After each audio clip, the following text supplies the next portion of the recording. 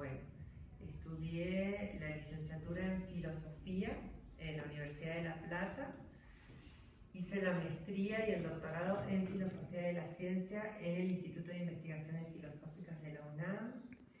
Luego hice una especialidad en psicoterapia sistémica. Y bueno, soy profesora de tiempo completo, titular en la Universidad de Guanajuato, investigadora del Sistema Nacional de Investigadores del CONACYT, y llevo aquí en Guanajuato 9 años. Y bueno, mi trabajo es básicamente como docente, investigadora, y también pues hago extensión, conferencias, participo en congresos, publicaciones, bueno, investigadora. ¿Cuál es el sentido de hacer investigación filosófica, en su caso? En mi caso, como me formé en el ámbito epistemológico, filosofía de la ciencia, básicamente la investigación consiste en reflexionar desde una perspectiva crítica sobre lo que es el núcleo argumental de las disciplinas científicas en general. En mi caso, desde la maestría, en realidad casi desde la licenciatura diría yo, vengo trabajando en el área de las ciencias de la salud mental. Entonces, básicamente mis investigaciones están aterrizadas en ese ámbito, ¿no? Psiquiatría, psicoanálisis. Y desde su experiencia, ¿cuáles son los primeros pasos que debe dar a alguien para que desea dedicarse a la investigación filosófica? Bueno, por empezar, tener herramientas de análisis filosófico, y esas se adquieren, bueno, pues estudiando filosofía, ¿no? Creo que además el poder dedicarse dentro de la filosofía, que es muy amplia, la epistemología proporciona muchas herramientas de análisis. No digo que en otras áreas no, pero en ese sentido la epistemología es como transversal, te da herramientas que te permiten entender cualquier forma de conocimiento. Entonces yo creo que es un área muy fértil dentro de la filosofía, y ya de ahí uno se puede mover a distintos ámbitos del saber. Entonces lo primero sería eso, estudiar filosofía. ¿Cuáles resultan ser las mayores amenazas u obstáculos, y cuáles son las herramientas o estrategias que se requieren para salir adelante en esta intención de ser un investigador? Como investigador, no como docente. Sí, como investigador. Sí, claro, yo creo que el principal problema con el que nos enfrentamos los filósofos es la poca valoración cultural de la filosofía. Obviamente eso pudiera parecer así muy abstracto, pero es muy concreto. Es decir, el filósofo tiene un campo laboral sumamente limitado, y entonces está exigido de hacer otras cosas, está exigido de a lo mejor formarse en otras áreas o trabajar de algo para lo cual no requiere lo que aprendió, y que no le permite seguir creciendo. Yo creo que ese poco sentido de valoración cultural además daña mucho la autoestima profesional del filósofo. El filósofo se siente excluido de muchos procesos sociales en los que podría muy fértilmente participar, y no es así. Entonces creo que eso nosotros lo vamos viviendo en el día a día, y que en el resto de las profesiones hay muy poca conciencia sobre eso, ¿no?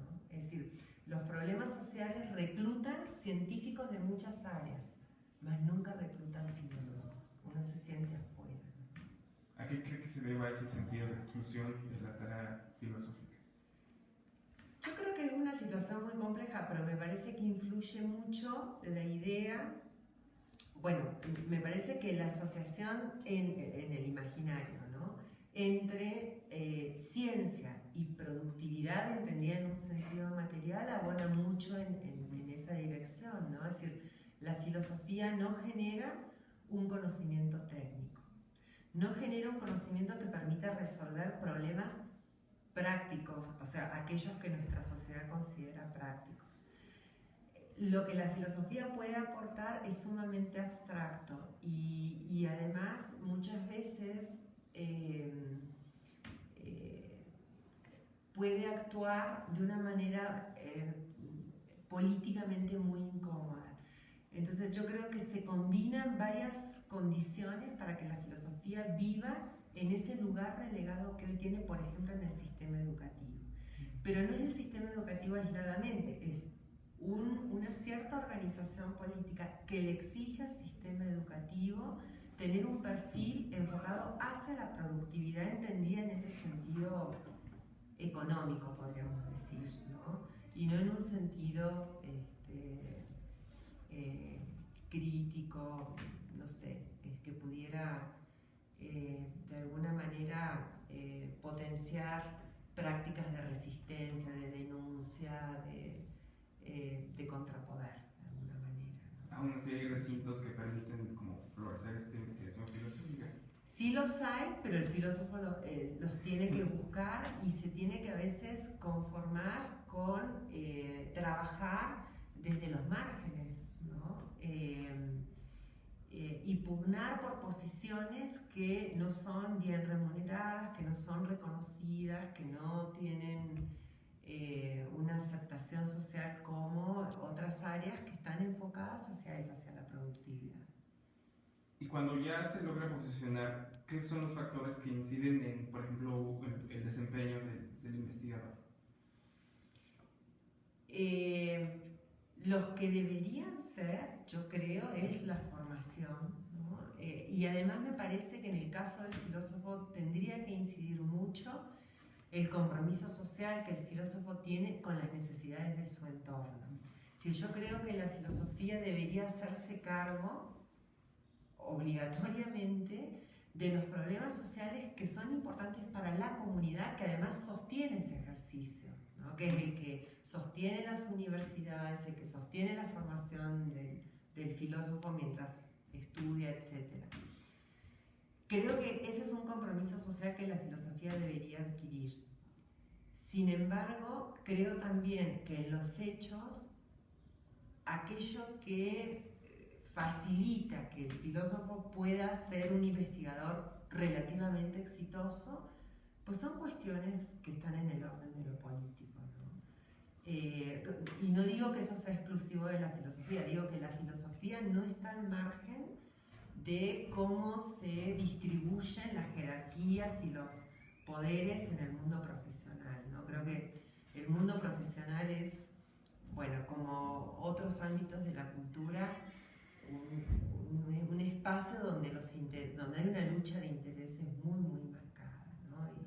Y muy similar en ese sentido a las luchas de poder que se dan en el ámbito político y demás. Pues en ese sentido, entonces los problemas tal vez devienen de estas luchas políticas, pero bueno, quizás es un poco reiterativa la pregunta, pero el carácter de una investigación debería responder entonces a ese sentido de los paradigmas dominantes, es decir, la demanda que hay por un tipo de investigación o los problemas actuales que se tienen, o qué hay del gusto personal del investigador por los temas que va a tratar. Yo creo que los investigadores nos manejamos un poco en medio de ambas, ¿no? Es decir, por una parte siempre está en juego el gusto, ¿no? Y claro que un investigador, yo creo que puede ser mucho más creativo, más propositivo y demás cuando investiga sobre lo que le gusta.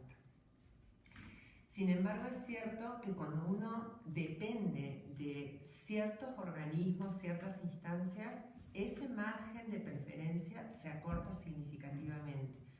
En México, por ejemplo, lo podemos ver muy claramente cómo se priorizan ciertos proyectos de investigación que no tienen en absoluto en cuenta las preferencias de los filósofos, ¿no?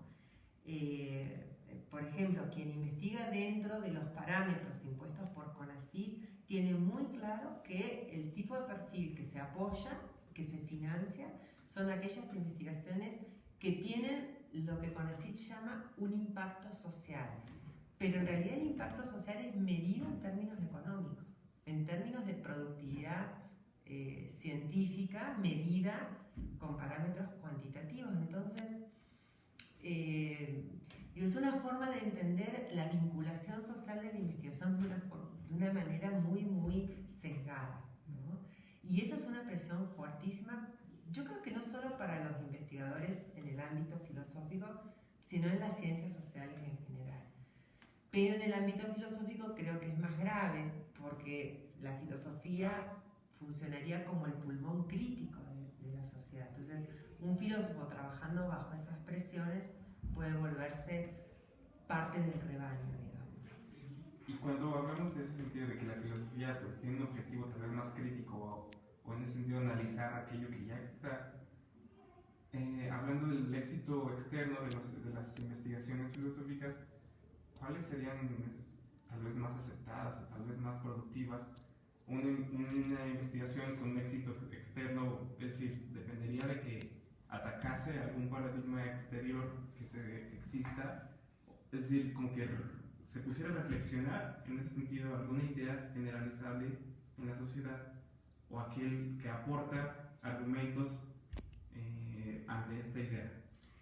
Sí, yo creo que eso es bastante difícil de ponderar. Bueno, lo que pasa es que también habría que ahí ver cómo se entiende el éxito de la investigación filosófica.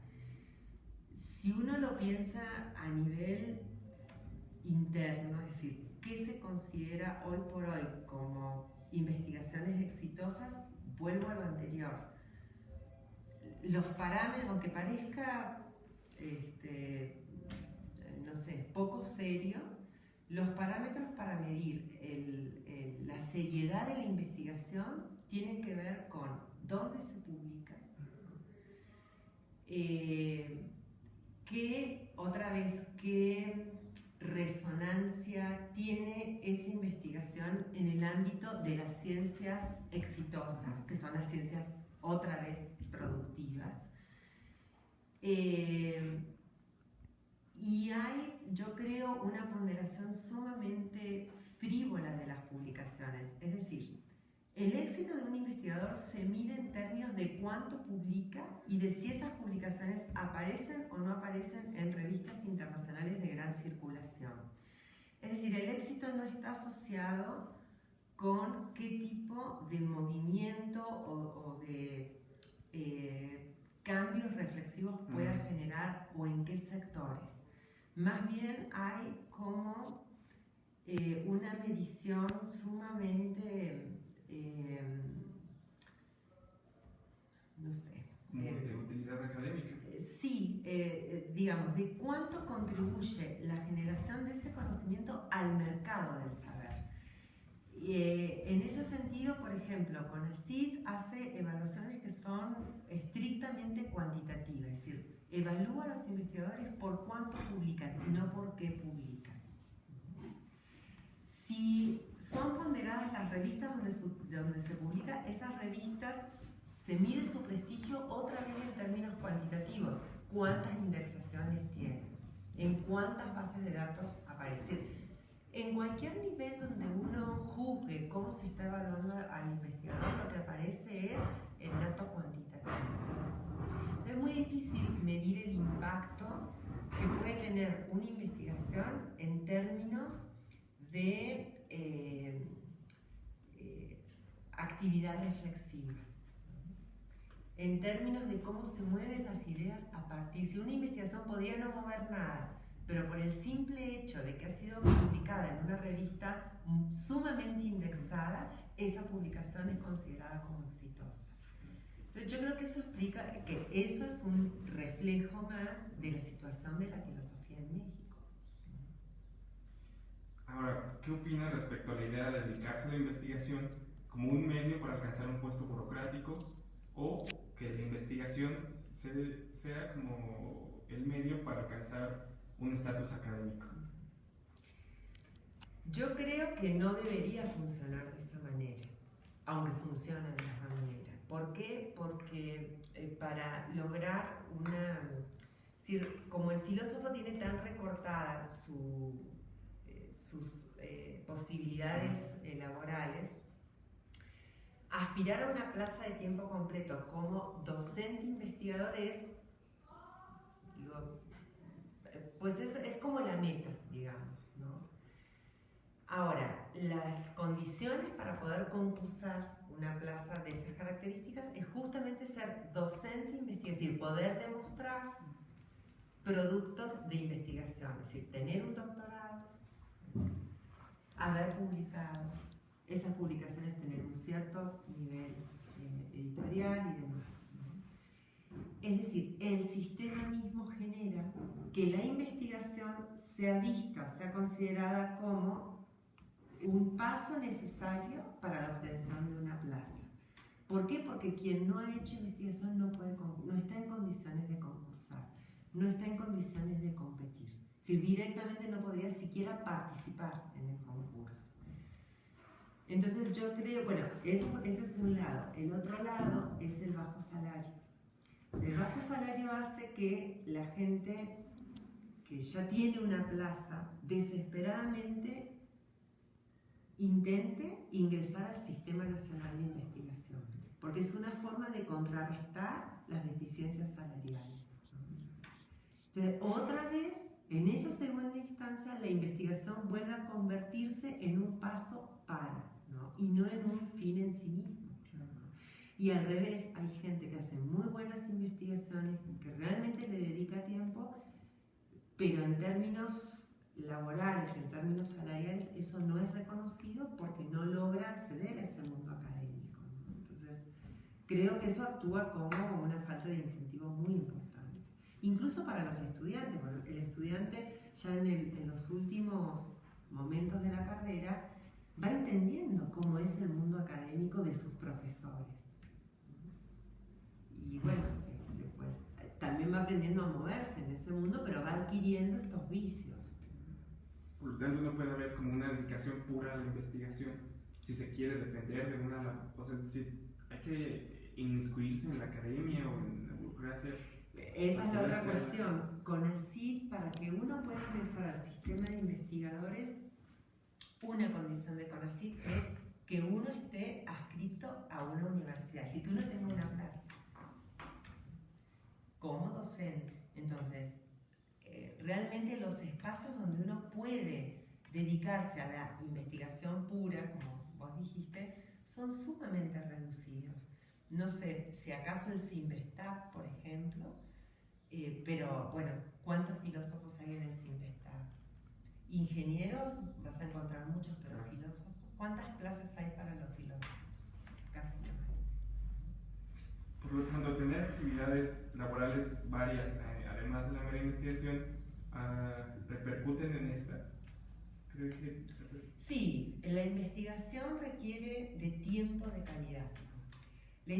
Para el investigador no sirven los pedacitos de tiempo. Es decir, esas horas entre un trabajo y otro no sirven, no permiten el grado de concentración que requiere un trabajo argumental. Por lo menos en el ámbito filosófico no se puede, porque el ámbito filosófico es de argumentación. Y la argumentación requiere de tiempos muy largos, ¿no? Y además de horarios que no encajan a veces con las rutinas de las demás personas, ¿no? Es decir, un investigador puede a lo mejor trabajar toda la noche porque es cuando más silencio hay en su casa, cuando más tranquilo está, cuando menos lo interrumpe el teléfono. Entonces, tener que dedicarse a otros trabajos no permite tener ese tiempo de calidad. Para concluir, alguien que desea iniciarse en este camino de la investigación, ¿qué estaría dispuesto, qué tiene que estar dispuesto a esperar?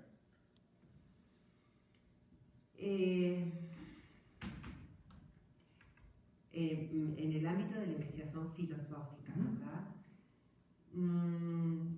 Yo, a ver, creo que tendría que esperar mucha paciencia, porque la investigación se aprende investigando. Y eso significa que los primeros artículos que escribas te lo van a rechazar en muchas revistas cuando uno a lo mejor estaba convencido de que uno ya sabía escribir porque sacaba 10 en la universidad, Lamentablemente las revistas, hoy por hoy las revistas científicas tienen parámetros sumamente comerciales.